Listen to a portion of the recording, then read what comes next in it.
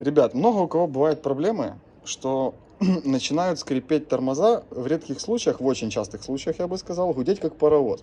Вот. Это происходит в основном из-за того, что на колодки попало каким-то образом масло, то есть либо намеренно, либо специально кто-то их залил. Какая-то хуйня получилась. Либо чисто случайно, либо кто-то абсолютно целенаправленно решил смазать тормоза, вот, а скрипеть они стали еще больше. Вот. В таком случае поможет лишь одно.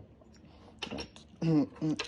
Смотрите и запоминайте. Вот. Берете вот эти самые колодки, берете родную упаковку, ну, желательно оригинальную. То есть, ну, если вы ее выбросили, тогда ну, берите какой-то пакетик вот такого вот плана, я не знаю, то есть, ну, может он вам поможет.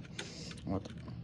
Берете оригинальную коробочку, складываете вот все сюда на место, все как было, то есть это сюда вот так вот кладется, это здесь вот таким вот образом, нет, наоборот.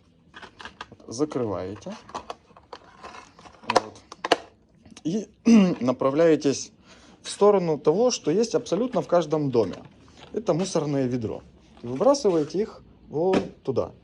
Вот. Потом идете в магазин, ну или идете на ваше усмотрение, покупаете новые тормозные колодки, открываете, устанавливаете их в суппорт, обязательно обезжириваете тормозной диск и едете дальше себе спокойно кататься.